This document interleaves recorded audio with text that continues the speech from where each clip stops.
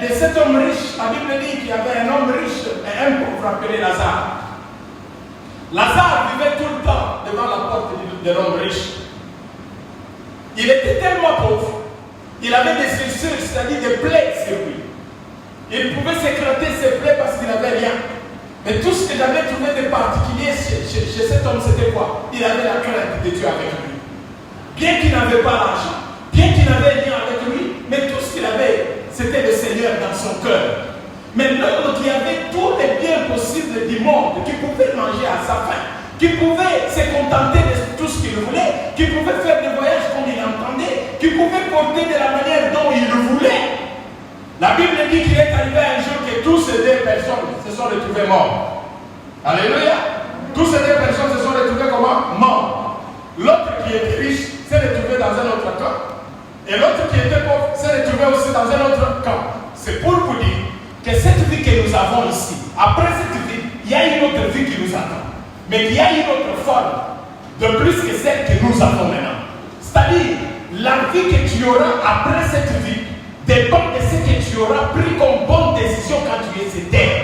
C'est-à-dire, quand tu es encore ou quand tu as encore des souffles, tu as toutes les capacités possibles de faire le choix que l'homme ne peut jamais retirer en toi. Un bon choix. Deutéronome 30, verset 19 dit: je prends le ciel à témoin. Je prends la terre et le ciel comment? À témoin. Je mets devant toi la vie et la mort, la bénédiction et la malédiction. Mais toi choisis la vie pour que tu vives avec la suite de tes enfants ou des gens qui sont derrière. Personne ne dira que moi je n'avais pas entendu. Personne ne dira que moi je ne connais pas. Personne ne dira pas que non, il n'y a pas quelqu'un qui est passé vers moi ou à travers moi pour me dire ce que vous me dites Dieu. Personne. Personne. Et la Bible dit que quand ces gens se sont retrouvés, le riche s'est retrouvé dans un camp, oui, avec les plaies, les grincements dedans et la douleur. La douleur était tellement forte que le monsieur ne pouvait pas supporter. Il a regardé en face de lui un autre camp, mais un pont qui les séparait, mais il pouvait s'entendre. Il a crié si on pouvait lui amener de l'aide. On a dit, il n'y a plus de relation entre nous et vous. Je ne peux rien faire. Et la personne a demandé, il est parti plus loin pour dire que voilà, si vous ne pouvez rien faire, parce que tout ce qu'il demandait, ce n'était pas à manger. Il demandait uniquement de l'eau, il avait soif. Mais tout son argent qu'il avait sur terre, cet argent n'était pas parvenu. Là-bas, il n'y a pas de shop, il n'y a pas de magasin là où tu peux t'approvisionner ou chercher de quoi tu veux. Oh. Là, ça devient Dieu qui gère et qui détermine ce qu'il veut. Et de l'autre côté, là où étaient les pauvres, c'est l'ambiance. 6, Mebalouka, 9. Chez nous, nous le disons comme ça. C'est-à-dire, 6 s'est transformé en 9. Vous voyez quand on dit 6 s'est transformé en 9, c'est-à-dire il a pris le ventre est monté et les pieds sont descendus. Voilà comment ça se passe. C'est lui qui était dans la joie, qui était dans l'ambiance, c'est lui qui était dans toute cette allégresse, s'est retrouvé dans une position où il manquait uniquement que de l'eau à boire. Et c'est lui qui était pauvre, qui s'assied autrefois devant sa porte pour trouver de quoi manger. C'est celui-là qui s'est retrouvé dans la poitrine d'Abraham en train d'enjoy, comme nous le disons en anglais. Je ne sais pas ce qu'il mangeait, je ne sais pas quel genre de repas on lui donnait. Et je crois qu'il n'avait pas seulement l'eau, il avait les jus, il avait tout ce qu'il pouvait avoir besoin. Ce que je prêche, je ne vous relate pas l'histoire, je vous parle de la Bible. Amen. Vous avez tout intérêt de pouvoir gérer votre vie, surtout que vous avez encore les souffles gratuits que Dieu vous a donnés. Revenez à lui, c'est tout ce qu'il demande. Réconciliez-vous avec moi, mes fils et mes filles. Tout ce qu'il te demande. Il ne te demande pas grand-chose. Ça ne mérite pas que tu lui donnes l'argent. Il n'a pas besoin que tu lui donnes ce que tu as pour que tu puisses revenir vers lui en disant voilà, ce qu'il me demande c'est tellement cher que moi je ne dispose pas maintenant. Non, il n'a pas besoin de ça. Il a besoin uniquement que de ton cœur. Donne-lui ton cœur. Que lui soit le patron de ce cœur. Alléluia. Alléluia. Il te dit, ils disent, je te connais. Je connais qui tu es. Je connais la nature que tu as. Quand vous descendez, la Bible dit, dans les livres des Galates, descendez un peu, vous allez voir ça. Galates chapitre 5, le verset 7, qu'est-ce qu'il dit? Je crois qu'il est bientôt terminé. La Bible te dit quoi? Dans les livres des Galates, chapitre 5, le verset 7. C'est écrit là, vous avez les brochures avec vous, c'est écrit là. Ce n'est pas cherché dans la Bible, vous l'avez en face de vous. La Bible dit ceci. Vous courriez bien, ok? Qui vous a arrêté pour vous empêcher d'obéir à la vérité? Là, c'est Paul qui parle. Vous courriez bien. Dans d'autres versions, il est écrit. Mais qui vous a ensorcelé? Qui vous a ensorcelé? Qui vous a ensorcelé de ne pas obéir à la vérité, bien-aimé? Il a dit. Tu courais très bien. Tu avais un très très bon élan.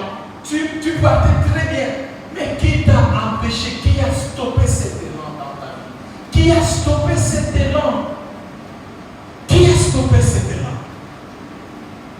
Et moi je te dirais, c'est lui qui a stoppé cet élan, c'est le diable. Il n'y en a pas deux. Ce n'est que le diable qui peut stopper notre bon élan ou notre bel élan devant le Seigneur. Est-ce qu'on est ensemble? Est-ce qu'on est ensemble? Mais la conscience, l'importance de l'église, c'est quoi? L'importance de l'église, c'est de réveiller ceux qui dorment en nous. L'importance de l'église, c'est quoi? L'importance de l'église, c'est de nous remettre dans le droit, c'est-à-dire nous rappeler les bonnes choses que nous pouvons faire pour que nous soyons toujours en contact avec Dieu.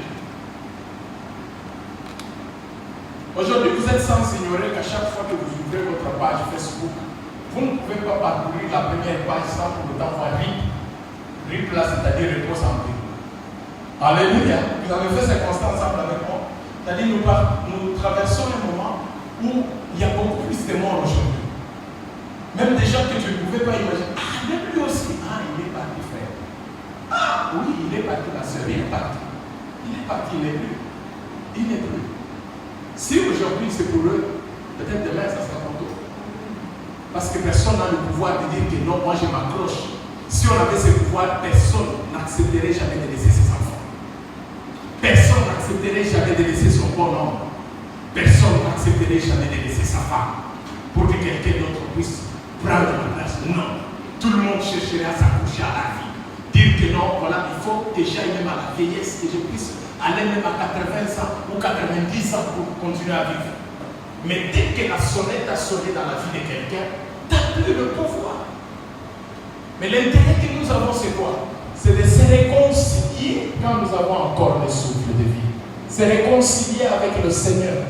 Se réconcilier avec le Seigneur. La première mission, le premier engagement, c'est ce que nous devons faire. Chercher Dieu dans notre vie. Chercher Dieu dans notre vie. Je termine en disant, aujourd'hui il y a des gens qui voient les autres dans le péché. Au lieu de les interpeller, de dire à quelqu'un, ce que tu fais, c'est pas bon. Moi, je t'ai connu avant comme étant pasteur. Je t'ai connu avant comme étant serviteur de Dieu. Je t'ai connu avant comme étant chanteur. Mais qu'est-ce qui te prend aujourd'hui pour que tu mènes ce genre de vie? Aujourd'hui, nous avons des gens, des hommes de Dieu soi-disant. Mais un pasteur là qui sort avec la fille de son église ou la femme d'autrui dans son église, non. Des gens comme ça, nous devons les interpeller, les devenir.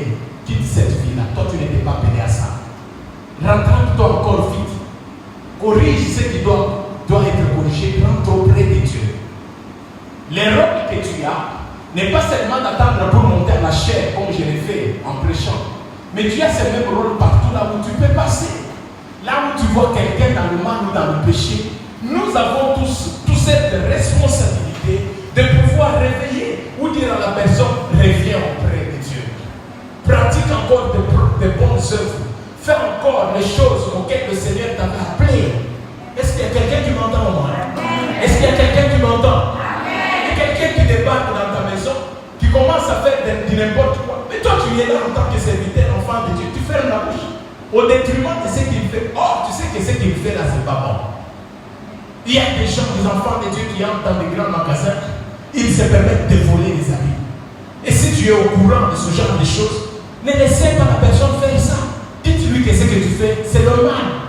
Ça ne va pas te profiter. Mais le diable va profiter de ta vie pour détruire. Or, quand le diable vient dans la vie de quelqu'un, il a 3 missions.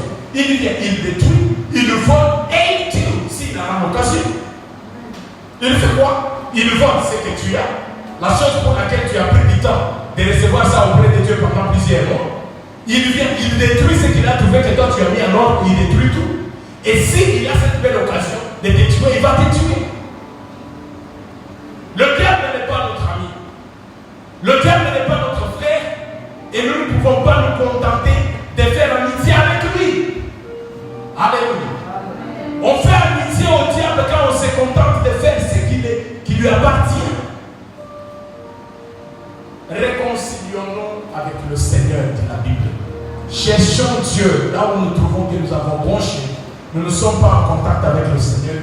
Nous avons beaucoup de gens aujourd'hui qui sont déçus par le pasteur, déçus par le ministre, toutes les églises.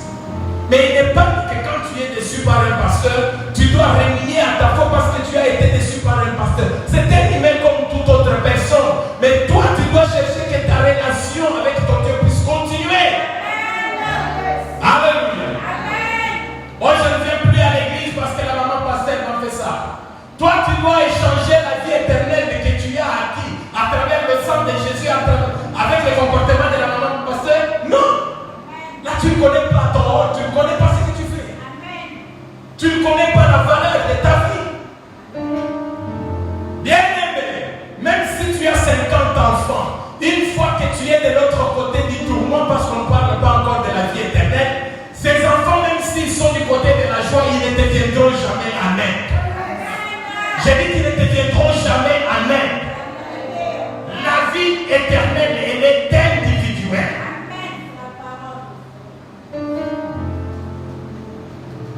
Que Dieu nous bénisse.